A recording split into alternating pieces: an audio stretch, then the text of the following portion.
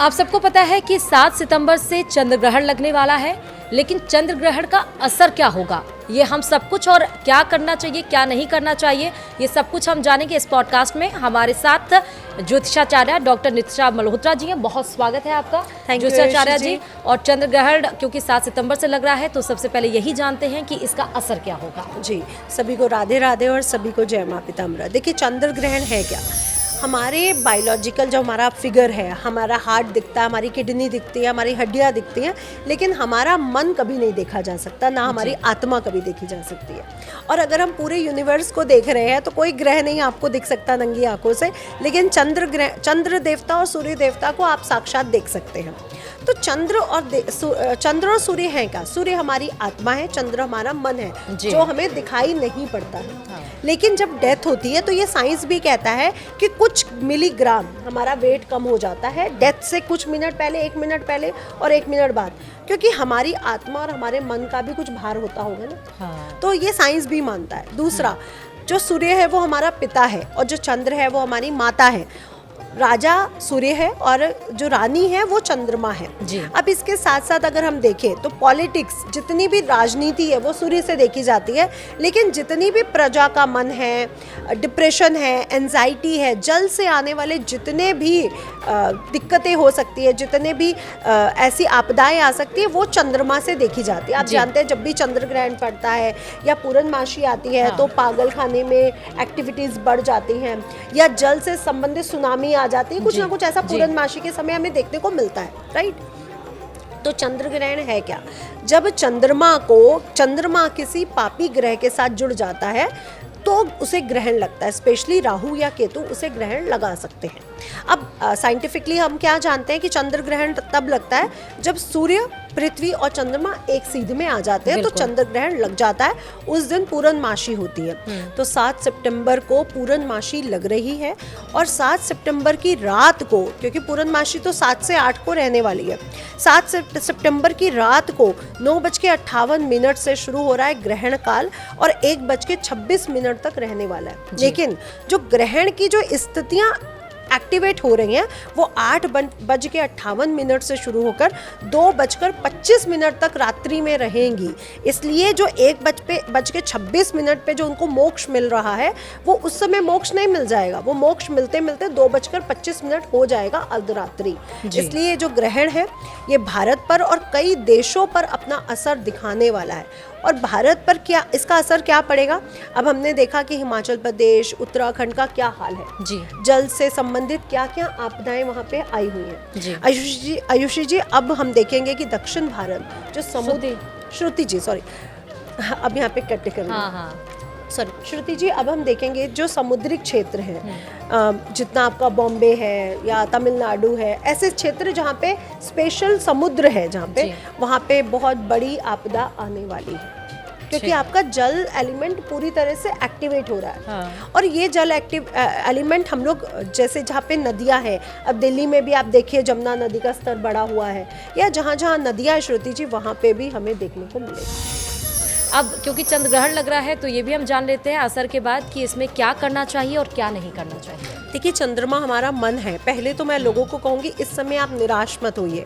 अगर आपके साथ कोई भी ऐसी सर्कमस्टांसेस, कोई भी चीज़ ऐसी हुई है जिससे आप निराश हैं या आप दुखी हैं, तो प्लीज़ इसको थोड़ा सा निगेटिव एनर्जी को रिमूव करते हुए जो हिमालयन सॉल्ट है उससे स्नान करना शुरू करिए। मैं तो कहती हूँ जो लोग एंजाइटी, डिप्रेशन का शिकार रहते हैं, जिनकी मानसिक स्थिति मजबूत नहीं है, वो कई दिन लगातार हिमालयन सॉल्ट से नहाएं।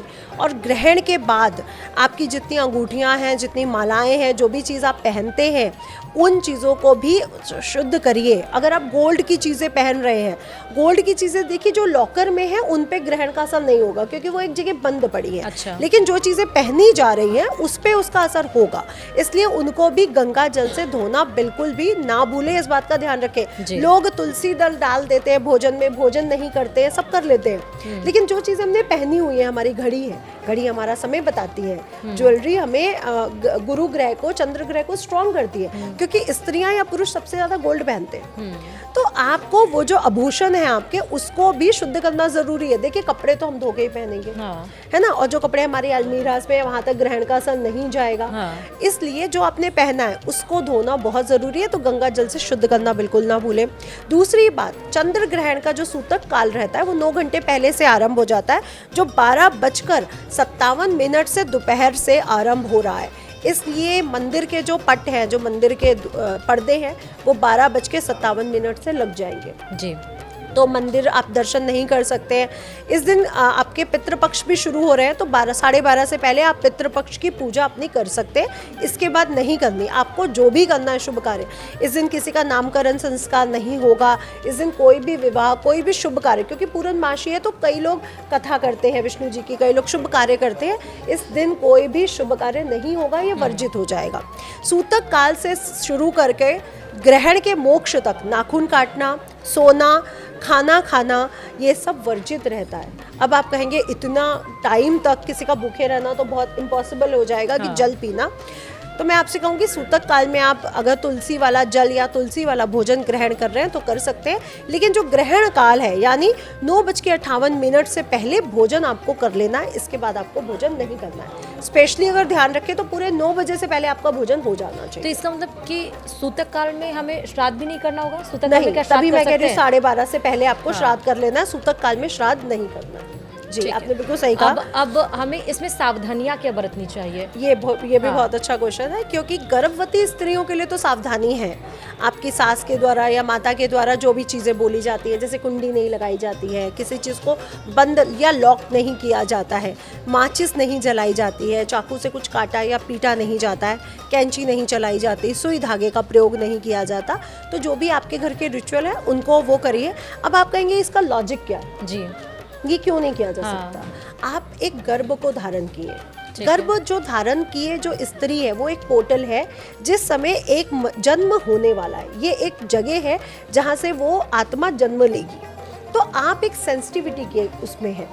इसलिए अगर आप ऐसी चीज़ें करते हैं, तलवार, चाकू, कैंची का प्रयोग करना, सुई धागे का प्रयोग करना, किसी चीज़ को लॉक करना, उससे उस शिशु पर उसका असर पड़ता है। कहा जाता है ना, माँ बच्चा जो मांग रहा होता है ना, माँ को वही खाने की इच्छा होती है। और मैं इस चीज़ को बहुत अच्छे से फील करती हूँ। मुझे बेसन के लड्डू नॉर्मल है मेरे लिए, मैंने कभी बहुत डिमांड नहीं करी, पर 9 मंथ मैंने अपने बेटे की डिलीवरी में 9 मंथ मैंने लड्डू खाए बेसन के, और बाद में मुझे फील हुआ कि मुझे तो ये अच्छे भी नहीं लगते, मतलब मैं इसके लिए न्यूट्रल हूँ।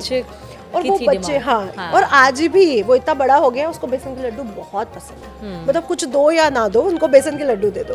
तो आपको ये समझना पड़ेगा कि जब स्त्री गर्भवती होती है ना, तो वो एक जान नहीं होती है, उसके अंदर 2 जान होती है, और वो दूसरी जान पूरी तरह से एक्टिवेट होती है। आपको वो शिशु दिख नहीं रहा है, लेकिन अंदर से उसकी इच्छा, आत्मा पूरी तरह से काम कर रही है। और श्रुति जी, मैं आपको ग्रहण क्या है ये भी बताना चाहूंगी, क्योंकि मेरा ये सवाल भी था कि ज्योतिषी में ग्रहण का अर्थ क्या होता है? जी, देखिए ग्रहण क्या है, आपने सांप को केचुली बदलते देखा है।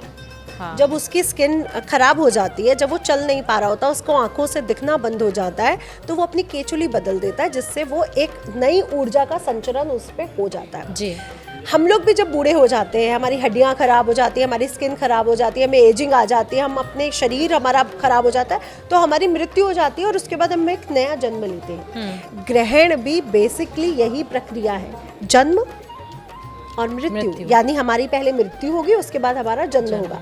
यानी वो जो मोक्ष बोला जा रहा है वो एक तरह से वो नई उपलब्धि है, नया जन्म है। राइट। तो जब ग्रहण होने वाला होता है तो मृत्यु होने वाली होती है, और जब ग्रहण का मोक्ष होता है तो जन्म होने वाला होता है।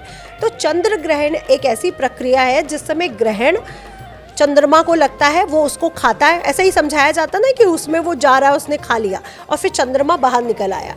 यानी एक तरफ से मृत्यु हुई और एक तरफ से जन्म हुआ। इसीलिए कहा जाता है ऋषि मुनियों के द्वारा कि ग्रहण के समय तांत्रिक क्रियाएं, जप क्रियाएं, मानसिक क्रियाएं ज़्यादा करने से उसकी प्रोसेस बढ़ जाती है। इसीलिए क्योंकि इस समय आपके सारे पोर्टल खुल जाते हैं। क्योंकि जब मृत्यु होगी तो वो आत्मा को जाने का रास्ता तो दोगे आप, बिल्कुल। और जब जन्म होगा तो भी हमें रास्ता चाहिए नीचे आने का। तो पोर्टल इस समय खुले होते हैं। इसीलिए तांत्रिक क्रियाएं या बहुत सारे जो क्रियाएं हैं इसी समय होती है। आपने सुना होगा मूवीज में भी कि चंद्र ग्रहण की रात है और ये होगा वो होगा। ये बस फैक्ट है और ये बात की सच्चाई है। इस समय पोर्टल खुले होने के कारण सबसे ज़्यादा क्रियाएं होती है।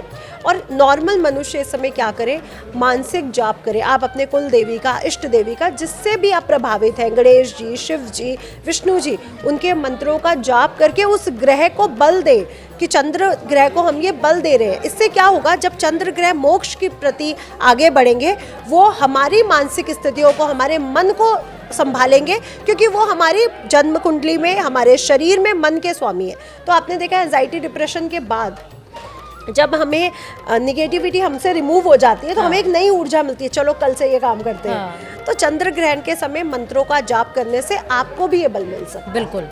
तो आपको क्या करना है चंद्र ग्रहण में, ये आपने समझा। अब मेरा ये आखिरी सवाल है चंद्र ग्रहण से कि कुंडली में ग्रहण दोष क्या है?